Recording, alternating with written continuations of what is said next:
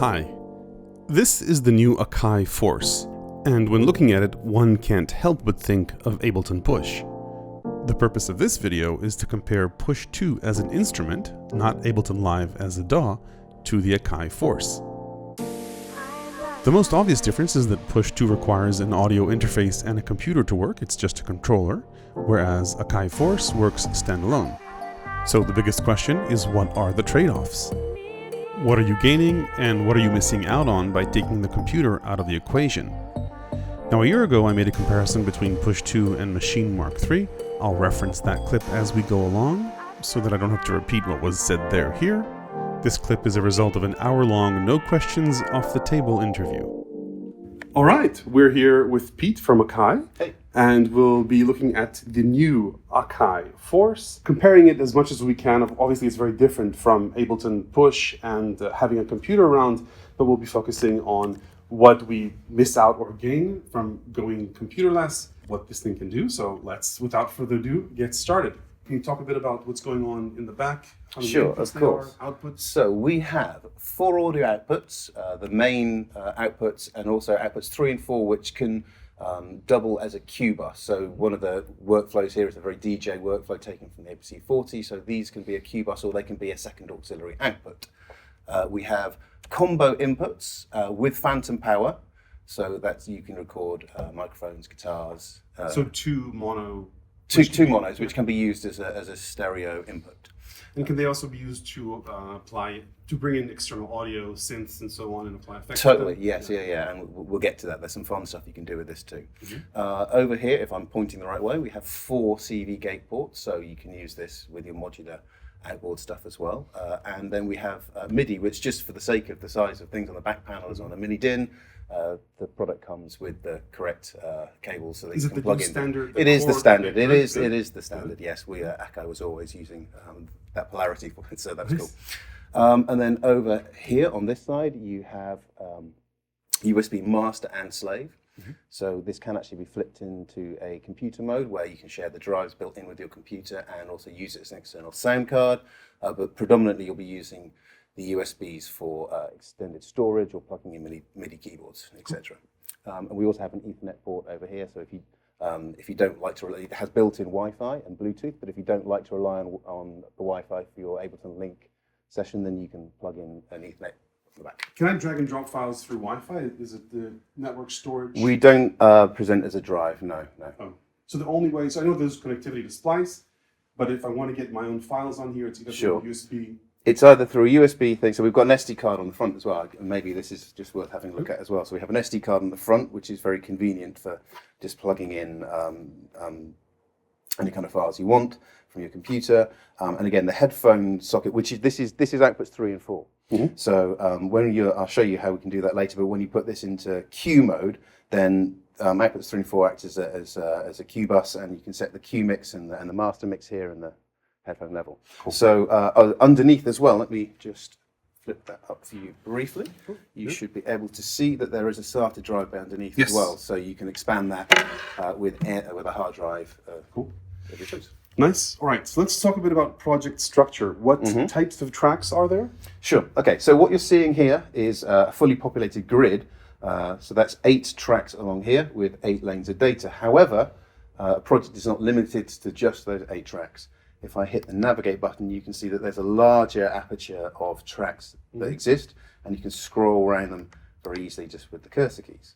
So you can have, in one project, 8 stereo audio tracks, as well as 8 instances of one of our plugins, as well as any number of sampler tracks, which is a MPC style. Could you click add track so we'll see, because I noticed that when you click add track, you see the track types? Of course, yeah. So one way we can do this is if I just push and hold this, you'll see you can have 8 stereo audio tracks as well as 8 stereo plugin tracks. You can have a drum sampler track or a key group sampler track, as many of those as you want. What's the difference between a drum and a key group sampler track? So a drum track, each individual pad is effectively one sample, or you can lay up to 4 samples per pad. and each individual pad is mapped to a MIDI note. In a key group program, then that's used more as a classic melodic sampler. So rather than working on a pad base, you set a key group that can cover a number of note ranges. So that's where you put a sample piano or something, whereas a drum program is where you'd have an individual snare and kick. So let's talk about that a bit. I saw that there's a multi-sampling option. So sure. I could take, so if there's a plugin that I like, a sample-based plugin, or even a synth, or even a hardware synth, right? Sure, yeah, totally. That I like, I can bring that in. So let's show you that as a per key sample. Yeah. So if I come over here to the sampler and I hit this button, that's the auto sampler. So this is the same auto sampler that you find in Akai's MPC range. So you can select what you're going to record from, so which of the inputs you want to record, and then what you're going to, actually will drive the current track type will be used to drive the output. So if you're on a CV track, then it'll auto sample, sending it from the CVs and recording in audio there. And if you're on a MIDI track, then it will spit MIDI out, and that's what we'll auto sample. So over here you can set the minimum and the maximum note range that you're going to record, the stride, how many notes we go up by, and that tip box says that if you have notes that fall outside of the range, then we can extend the MIDI to MIDI note 127 and down to MIDI note 0, or you can choose not to do that because sometimes that just sounds terrible. You can record up to 4 velocity layers per multi-sample and set the note length and the tail. You can set up automatically crossfade looping if you want, or just plain looping, and you can set the loop points automatically, the crossfade type. You almost always want a tick auto trim start. That just makes sure every sample starts neatly with no sort of signs beforehand. And that's it. Literally, you hit that, do it, and it's off to do its own thing. Leave it, make a cup of tea, come back, and you've literally captured the sound of your synth or whatever you're playing, and you have a new key group program down here. Is there any way to do this digitally? Like if I've got a computer, it's a plugin that is digital. It's on a computer. Sure. Okay. Do I have to run the analog through the force? If you could, the way you do this with this product is yes, you would have to send MIDI out from here into your computer and then auto sample it back in. The MPC desktop software has this functionality. So if you want to sample a plugin, the easiest way actually is in the MPC desktop software. You can instantiate the plugin, and the the program files are fully compatible between this and MPC. So you can create an MPC program and just load it straight into it. Cool. All right. Good. Let's go back to the track types. I think we were nearly there. The other two are MIDI and CV. So again, you can have as many of those as you want. So that's 8 stereo audio plugin tracks. 8 stereo audio tracks, 8 plugin tracks, and any number of sampler and MIDI and CV tracks. Now the MIDI tracks, so presumably there's a sequencer, and we'll look at the sequencing workflow in a bit. But so if I want to bring back the audio in, can that be expanded, let's say, with an audio interface or with? We don't currently support class USB audio, no. But if you wanted to, we have someone performing today, and it's absolutely awesome. She's using this to process her vocals live. So what she's doing is creating an audio track, coming to our mixer, and setting it to monitor. So as soon as you set it to monitor, then anything coming in is immediately coming back out, and she can then put say one of the sexy, say she wants the compressor on there. She puts the compressor in, and now this is now part of her performance. Nice. So cool. The design of this product is effectively it operates in 3 individual sections. The top part is the screen, and you can choose to have that in one of a number of modes. But the main modes here are Matrix. This is the clip matrix overview, clip editing mode, and our mixer.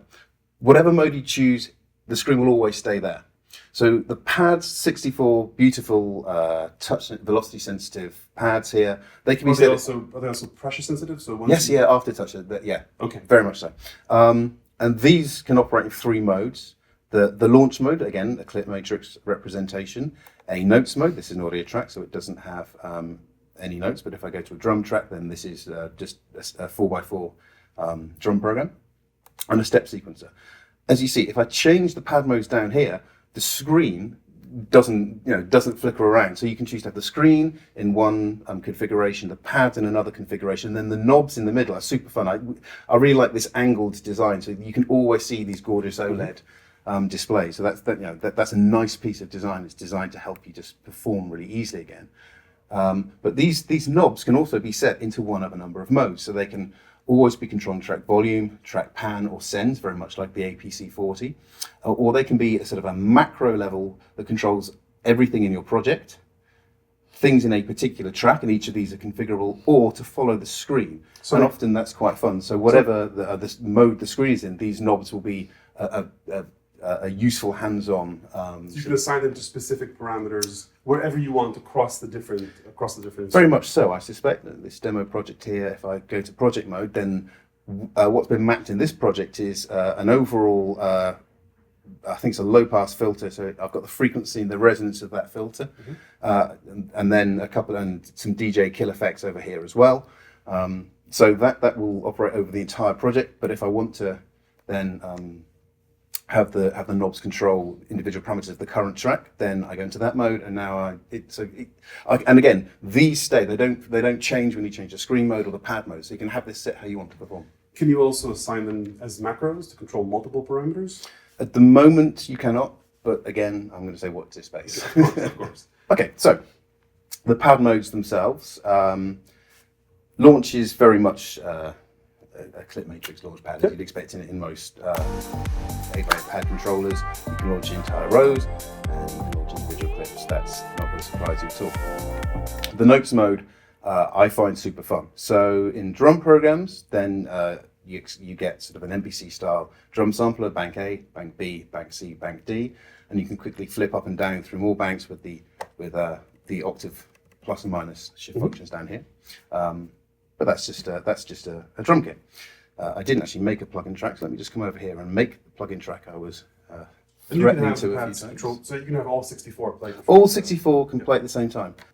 Another fun thing just to mention with these drum pads is you can very easily and quickly say copy pads. You can very easily delete pads just with these edit selections over here. So it's very fun and easy to just muck around with these. Cool. Let's talk a bit about I know there's chord functions in here. Sure. Okay. So if I flip over to a plugin program, then the notes mode now is a melodic note entry mode, and I had quite a lot of fun making these. If I push and hold the note button, you see the range of note modes we have. So you can set the pads into just a plain chromatic layout or a scales mode, as you might expect. So if we're in the scales mode and then I bring up the configuration of that, you can choose a wide range of scales that you might want to play on the pads. You can also choose whether they flow continuously up the pads, or every row starts on a root note, the fifth, the fourth, the third, or the second of the scale. And of course, you can choose which octave they start from. And again, you can just quickly adjust that with the shift octave plus or minus. So in terms of the scales mode itself, that's quite cool. But then it gets even more fun. So we can have harmonizing chords are modes that take the root note and then build your choice of chord on top of that. Progressions are very, very fun indeed. So we have a wide range of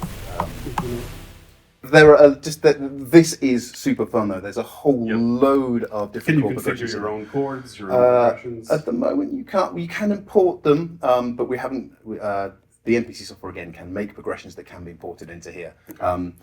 But there's just loads of progressions in here. There's ballads, dances, gospel, jazz, and pop, and they're all super fun.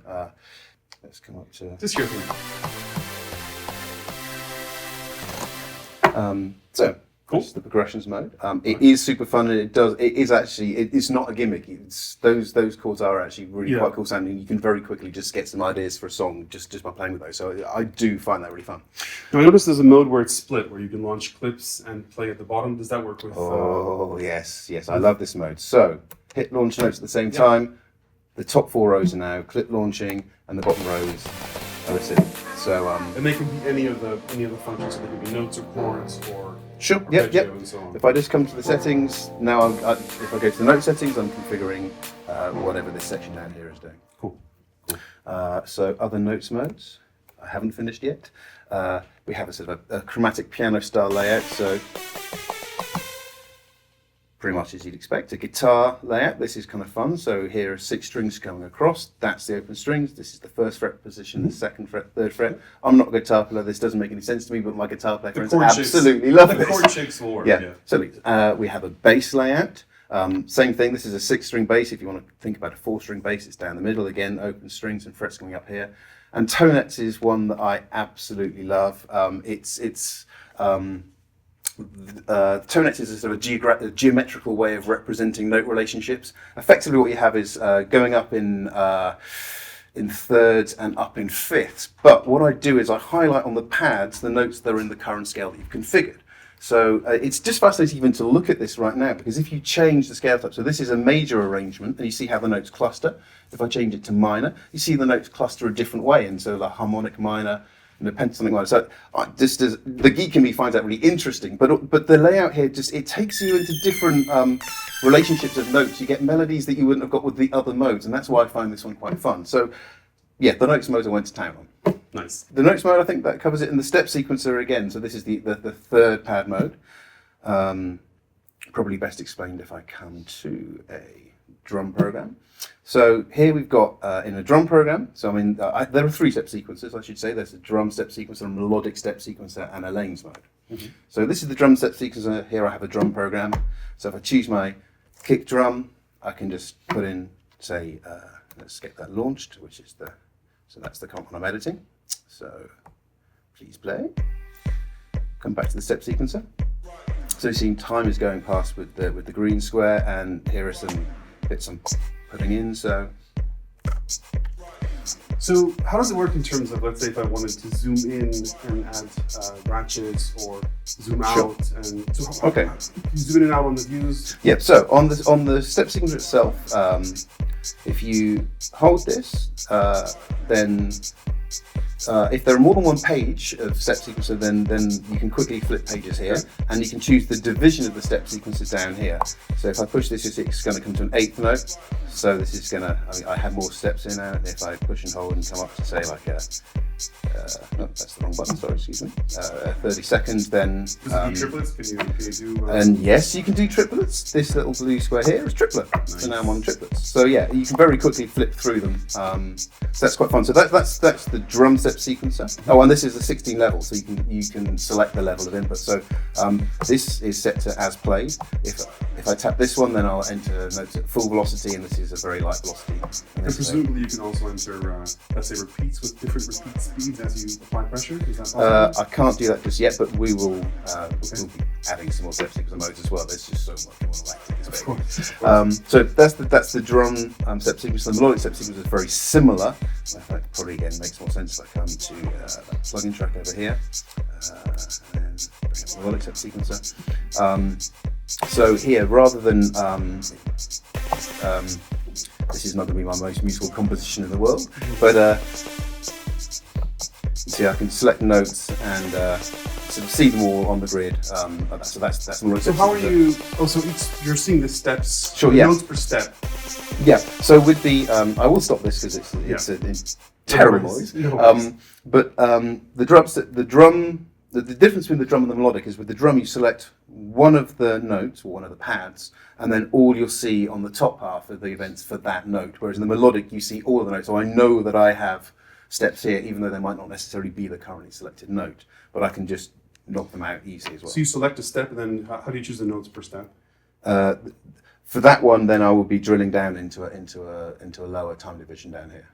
But I can't do. Yeah, I'd have to enter the divisions manually here. So if I want to, let's say I just want to play a C chord, right? So C, E, and G. Sure. How would I enter that? That one. This isn't so much a friend. We probably lean more on the grids at that point. Okay. Then you tap it and you punch it in just. Yeah, or you record it from a progression, or yeah. So these are all you can add notes just on. Totally. Yeah. So come over here. So we can add notes. We can. Cool. Select notes, we can move around. Actually, one of the fun things about this editor, we've jumped around a bit here, but that's cool. One of the fun things here is you can select notes very easily just with a gesture, but then we can just move them forwards and backwards with more precision, edit the start, edit the end with more precision using the data wheel. So the combination of the screen and the data wheel is really quite a powerful thing, I think, in this product. Okay, so I mean, just to cover the other steps, sequencer mode, we have lanes, and here time goes along, and I can't remember what I was playing there, so this one over here, so let's get that going again. So you can see that time goes along, notes go up. You can quickly go up and down through octaves by those keys again. Down here, So the design of this follows the APC40, Akai's APC40, quite closely. So this section of buttons down here sets what this row of buttons down here do. So clip stop, let's come back to the launch mode so that makes the most sense. The clip stop mode, then you can just quickly use this to tap out on ads in the that are playing or clips that are playing. You can also just tap empty clips to have the same effect. So if you've got an entirely full clip row, then this is a quick way of just bringing out the clips in a quantized way. There is a record arm option. You can choose to solo ads. You can choose, tracks, and you can choose to mute tracks. The solo itself, if I go shift solo, then I bring up a configuration option where I can choose whether solo is set to Q. So this is the Q function as I was talking about, where you can use the headphones as a Q bus. So solo can either, the solo mode can either solo the tracks or send them to the Q bus. And so then I could start triggering a clip, but it doesn't come out my master out, so it doesn't distract my performance. I can listen to the Q bus, and when I'm ready, I could bring that track in. And that gets to the other fun part of this, the crossfader. So that's the other APC40 kind of performance feature that we brought into the hardware. So it's very fast to use. If I hold down a sign A or a sign B, the row buttons down here then flip to become crossfader assignments. So if I just push these, then I've assigned these 4 tracks to the A side of my crossfader, and I can just assign these tracks to my B side of the crossfader. Cool. Doesn't work so well if I have solo on, of course. No, yeah. So this crossfader, can it control other parameters, or it's just bring in? Oh, again, watch this space. Okay. At the moment, it's very much just the audio crossfade, but there are some fun things that are going to appear on this. Yeah. So while we're on that topic, and I'm just sort of borrowing from the Octatrack does this really nicely, where you can assign parameters to scene 1, parameters to scene 2, and then morph between them. Let's just say I do like that as well. Okay. All right. So scene locks may be coming in the future. I don't want to overpromise. Again, this is such a fun thing already by itself, and there are a whole load of really fun things we're going to be adding over the course of 2019. But yeah. All right. Let's maybe talk a little bit about sample slicing. How bring in samples, how you can slice them. Sure. Okay. Yep. So sampling. Yep. A lot of so this is a great new product, but it obviously shares a lot of the MPC existing technology. So the drum programs, the drum sampler and the key group sampler are a good example of that. And all of the stuff you could do in an MPC, which is super deep sample editing, you can do in this product. So if we come over to the menu and come to sample edit, this screen would be very familiar to an MPC user right now. Let's see if I can find something. This is a long form loop. So if I want to come and chop this up, I can. Can you slice by transient? I can chop by regions. I can chop by transient. There you go. And I can do some BPM calculations and choose the device. Presumably there's special, so you can set a threshold. Oh, of course you can. Yeah, you can tweak everything. So there's the threshold and minimum slice time, and you can easily just draw them in yourself if that floats your boat. So yeah, literally everything that the MPC has in terms of the slicing and the drum sampling is built into this product. Can you loop samples? So you can have a sample begin at a certain sure, totally, yeah. Well, you can even do that on the per slice basis. So if I was playing this slice, it will play around here and then it will come back to the loop one. Or if I set it up to do looping, of course. This is the bit where I suck at doing the demo. No worries. But I'll take your word for it. But yeah, and then there's also fade ins and fade outs, so you can smooth in. And crossfade looping as well. So we have you can choose looping types, you can choose crossfade looping and the size of the crossfade. So yeah, it's awesome. It's a very deep drum sampler. So let's talk a bit about live looping. Sure. Okay. That's done, I presume, in an audio track. There are 2 ways of doing this. Just to the side, as an aside, there is a live looper. Again, this was in the MPC. So if you wanted to just sort of have a guitar style live looper, that's built in here. So that's like the overdub kind of workflow. Mm-hmm. But the predominant workflow in here would be the audio recording in an audio track on the clip matrix. Does live looping, it costs you, so to speak, in audio tracks? You could have up to No, the live looper actually is fun. That just stays to the side. So that it isn't a track at all until you can sort of construct a loop live, you can overdub onto it as much as you want, and then when you like that, you can save that as a sample and then put that into the clip matrix. Is that as the project is running while it's playing? Yeah, entirely while it's playing. You can even use that to resample the input. And the same with our sampler. You can resample the input, so you can perform something, sample it, put it on a pad, and then loop that if you want. But there's one looper at a time. Is it There's possible? only one looper, one of these looper instances at a time. So Yes, yeah. what if I wanted to? If I have multiple instruments, well, there's only one input, so I could only bring in one input. You'd only do anyway. one at a time. Yeah, yeah, Right. yeah. Do you want to talk a bit about the different plugins, the different Sure, I would instruments? love to talk about the different instruments because they are super fun. There are 4 plugins. Brand new in this product is a plugin called Hype. This was made, well, all of these plugins are made by the great guys at Air Technology, and this is super fun. Hype is it's a monster plugin. So it's a hybrid plugin. It's wavetable, FM, additive synthesis, subtractive synthesis, and Rompler sort of mashed together. It sounds absolutely gorgeous as well.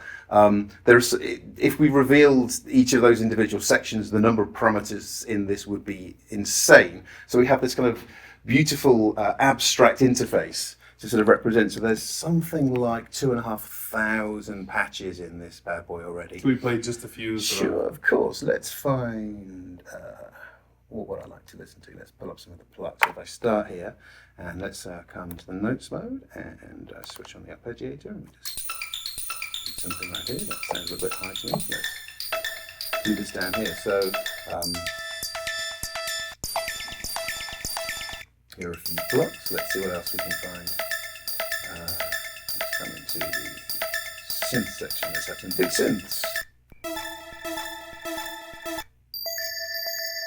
So yeah, it sounds super deep. There's so much fun to be had with that. So that's Hype. What are that's Hype. Yeah, the other 3? there's all sorts of fun stuff going on in here. There's the Hype EQ, which is what the synth is named after. I just find that really cute. Design like setting suns. In the current plugins, are there piano or organ style sounds? Oh, totally, yeah. So Hype has a whole load of sort of bread and butter, but they're not dull pianos. It's got lovely treated pianos. It's got organs. It's got synth organs. Can you play a treated piano? Just a little bit of Let that. me see what I can find to play. So that's a fairly generic piano, but what else have we got going on in here? Fantasy piano. So yeah, there's a whole ton of these things in here. So I have no idea what a vinyl piano sounds like, but that's what a vinyl piano sounds like. The fun thing about that synth, though, the sound, with such good sound designers, and they spent ages really working on some beautiful things in here. So in it, and the fact that it sounds so good is because these guys were sort of morphing the wavetable and the FM and the sort of Rompler side to make some really truly gorgeous things. So this has to be played with and listened to. There's some great fun things in there. Cool. Yeah, let's maybe take a taste of the other 3 Sure. plugins. Just a couple. Okay, a couple so presets. we also have, this is Bassline. This is a 3 style Bassline emulator. It's coming down a bit lower down here. And switch on the arpeggiator. So it's a Bassline synth. It's got a sub oscillator. And a cool filter section, and it's got a compressor, and it's got some Hype EQ on the end of it. So yeah, it's a great bass synth. Yeah. This one is I'm a keys player, so this one I love. This is the electric model piano, and again, it's not a Rompler; it's actually a modelled synth. So you can tweak the pickup type. You can morph between a pickup or a coil. You can set the mic setup. You can tweak the bell and noise components, and then it's got this really quite tasteful spring reverb on the end. So it sounds very silky. And the other one was the tube synth, which I think let me see, select tube synth. Okay, so the other synth is the tube synth, and this is a virtual analog modeling synth. Again, sounds super deep. And it has, again, a whole ton of Maybe just a couple of presets. representative sounds.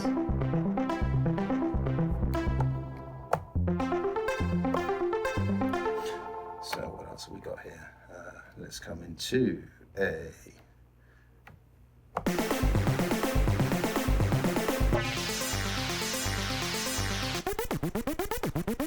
So, okay, so let's say, 4 plugins from Air, and then also, so those are like plug-in synths. We also have all of the air effects inserts, those are the effects that are in Pro Tools, and that's a big deal. Are built into this. So I showed you that briefly before, but if I come over to the mixer, Pro Tools bundled effects are made by Air? Yeah.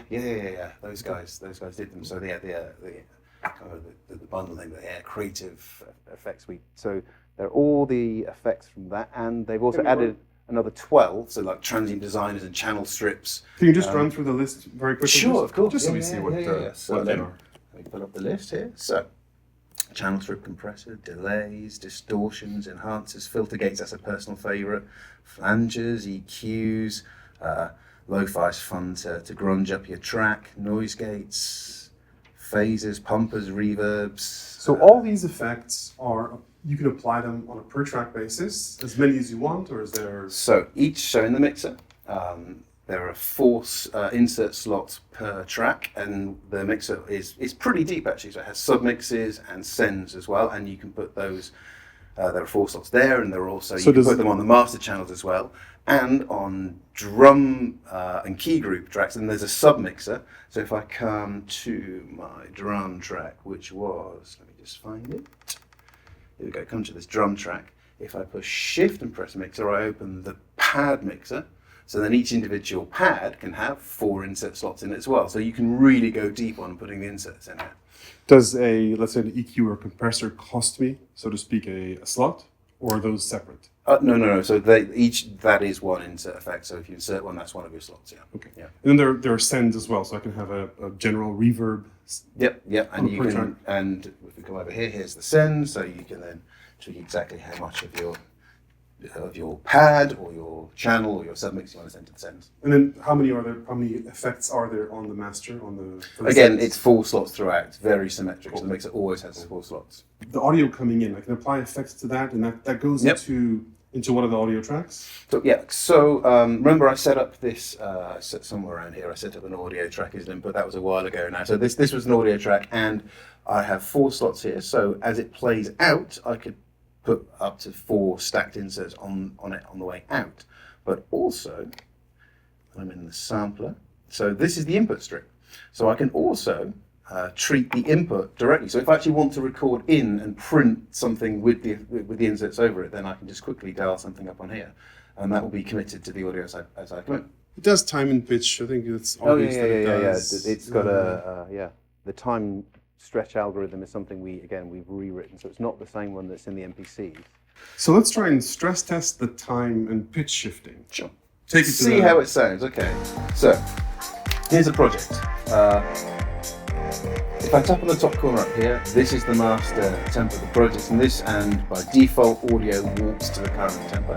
So can you maybe mute the drums so we hear only the beat that's being time stretched? Okay. If we look at the matrix up here, there's one drum track. So those are being triggered by the sequencer, but the rest of these are all audio tracks. Can you mute the drum track? Sure. So let's come over here. Mute drums. Let's mute the top loops. So now you've got the vocals, some effect. Let's take the drum track out as well. Is that good? Cool. Okay. So come back over here. Let's just keep taking tempo down. Obviously, you're gonna now we're beginning to stretch quite heavily. Now we're really stretching. Okay, let's get stressful. All right. And let's do the same with pitch. So can you take they can be just one note. Sure. Okay. So let's let me just come back here and go back to 1, 2, 4. And then if we like a vocal. Let's find the vocal. So I think it's this one. Yeah, cool. Okay. So then if I come to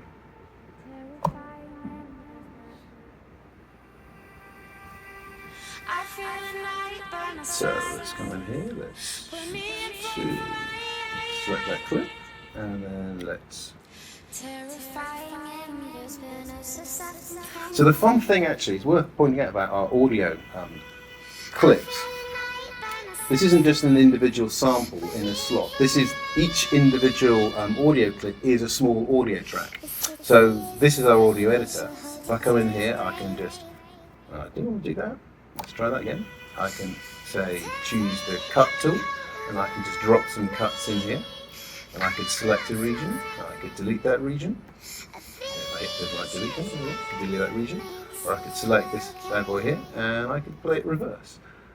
I can move it around. So each of these audio regions is actually a small audio track. That actually means you can actually kind of performatively tweak these things quite nicely. But one of the applications of that would be if I drop in a couple of cut points, and I could just have this one pitch down, have this one pitch up. You know, you can make some interesting sort of vocal effects just by playing around with the clip itself and the individual parameters of a region in an audio. That's right. This is the same with the audio loop. So as this vocal comes in, select that region, and then I can pitch it down, semitone, a tone. Let's go a whole octave. Go a whole octave. There you go. Nice. And then an octave up. And an octave up.